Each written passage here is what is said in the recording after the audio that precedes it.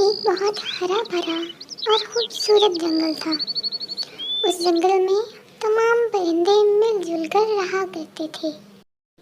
तमाम परिंदों की आपस में बहुत दोस्ती थी। सारा दिन वो एक दूसरे के साथ वक्त गुजारते और रातों को अपने घर चले जाते। सुबह फिर इकट्ठे होकर शुगल मेला लगाते थे। सब बेफिक्र होकर जिंदगी गुजार रहे थे। उन्हें किसी किस्म की कोई परेशानी ना थी। लेकिन कुछ दिनों से जंगल वीरान होता जा रहा था।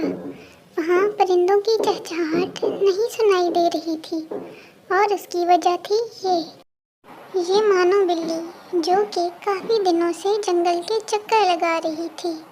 दिखने में तो ये मासूम और भोली भाली थी, लेकिन ये परिंदों के अंडे खा जाती थी और अगर इसको कभी कोई परिंदा नजर आता तो उसको भी झपट लेती।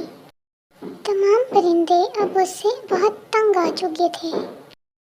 आज भी रानी चिड़िया की बेटी चुन्नी बिल्ली के सामने आ गई। बेचारी को चीखने का मौका भी ना मिला और बिल्ली ने झपट्टा मार के उसे पकड़ लिया और उस नन्ही मुन्नी चिड़िया को खा गई। रानी बेचारी का रो रो कर बुरा हाल था। सब उसको तसल्लियां दे रहे थे। रानी बहन बस कर तू, और कितना रोगी। हाय जालिम बिल्ली मेरी बच्ची को खा गई। कितना तड़पी होगी वो। इस बिल्ली से तो मैं बदला लेकर ही रहूंगी। ऐसे तो मैं उसको नहीं छोड़ने वाली। तो कबूतरी बोली, हाँ रानी बहन, बिल्कुल ठीक कह रही हैं आप। इस बिल्ली को हम ऐसे नहीं छोड़ेंगे। अब इससे बदला लेकर ही रहेंगे। मैं जाती हूँ उल्लू मियाँ के पास, उनसे मशवरा करके आती हूँ कि वो क्या कहते हैं इस बारे में। ठीक है कबूतरी बहन, तुम जाओ और उल्लू मियाँ को सारी बात बताना। फिर जो मशवरा दें हम सब मिलकर उस पर अमल करेंगे। उसके बाद कबूतरी उल्लू मियाँ के घर जाने के लिए तैयार हुई और सबको कहा कि वो अपने अपने घोंसलों में ही रहें। मैं थोड़ी देर तक आती हूँ। कबूतरी उल्लू मियाँ के पास गई और उनको जाकर सारी बात तफसील से बता दी और कहने लगी कि अब आप हमें इस बात का हल बता दें, वरना बिल्ली सब परिंदों को खा जाएगी। सारी बात सुनने के बाद उल्लू मियाँ बोले कि मेरा एक दोस्त है टॉमी कुत्ता, तुम उसके पास जाओ, उसे मेरा नाम बताकर सारी बात बता देना। वो तुम लोगों की मदद ज़रूर करेगा। सिर्फ उसी की मदद से तुम उस बिल्ली से छुटकारा हासिल कर सकते हो। कबूतरी ने उल्लू मियाँ का शुक्रिया अदा किया और वहाँ से टॉमी कुत्ते के पास चली गई। कबूतरी टॉमी कुत्ते के पास पहुंची तो टॉमी पूछने लगा, अरे आओ आओ कबूतरी, कैसे आना हुआ। तो कबूतरी ने टॉमी को सारी बात तफसील से बता दी और ये भी बता दिया कि हमें आपकी मदद की ज़रूरत है। क्या आप हमारी मदद करेंगे? तो टॉमी ने उन सब की मदद करने की हामी भर ली। फिर सब ने मिलकर एक जगह बैठकर मशवरा किया। रानी चिड़िया को ये काम मिला था कि उसने दरख्त की सबसे ऊंची शाख पे बैठकर बिल्ली पे नज़र रखनी है और जैसे ही बिल्ली आए फौरन से कुत्ते को इशारा कर देना है। बाकी काम कुत्ते का था। टॉमी ने कहा कि मैं सब संभाल लूँगा। उसके बाद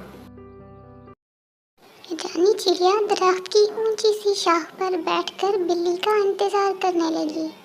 अभी उसे ज़्यादा वक्त नहीं गुजरा था कि उसे बिल्ली आती हुई नजर आई। रानी ने फौरन से ही कबूतर को इशारा किया कि वो टॉमी कुत्ते को बता दे। बाग में आने के बाद बिल्ली इधर उधर नजर दौड़ाने लगी ताकि उसको खाने के लिए कोई शिकार मिल सके। बिल्ली का ध्यान नहीं था कि अचानक ही चुपके से टॉमी कुत्ता पीछे से आया और बिल्ली को अपने पंजों में दबोच लिया। बिल्ली इस हमले के लिए तैयार न थी। वो वहीं पर रोने और गिड़गिड़ाने लगी कि मुझे माफ़ कर दो, मुझे जाने दो। तो रानी चिड़िया गुस्से से बोली कि हमारे बच्चों को खाते हुए तो तुम्हें तरस न आया उन पर, अब हम क्यों तुम्हारे पर तरस खाएं। लेकिन बिल्ली बहुत रो और गिड़गिड़ा रही थी और माफ़िया मांग रही थी कि वो आइंदा कभी भी इस जंगल का रुख नहीं करेगी। उसकी बातें सुनकर कबूतरी बोली, कि रानी बहन, मुझे लगता है हमें इसे माफ़ कर देना चाहिए। आपको तो पता है ना कि बदला लेने वाले से माफ़ करने वाला ज़्यादा बड़ा होता है। इसको मारने से अब हमारे बच्चे वापस तो नहीं आ जाएंगे। ये सुनकर रानी बोली कि हाँ कबूतरी बहन, आप ठीक कह रही हो। इसके बाद उन्होंने बिल्ली को छोड़ दिया। बिल्ली ने उन सबका शुक्रिया अदा किया और वादा किया कि वो दोबारा इस जंगल में कभी नहीं आएगी। टॉमी भैया, आपका भी बहुत शुक्रिया कि आपने मुश्किल वक्त में हमारी मदद की।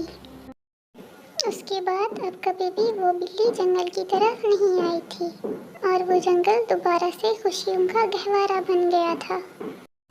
और अब तमाम परिंदे पहले की तरह बेफिक्र होकर जिंदगी गुजार रहे थे।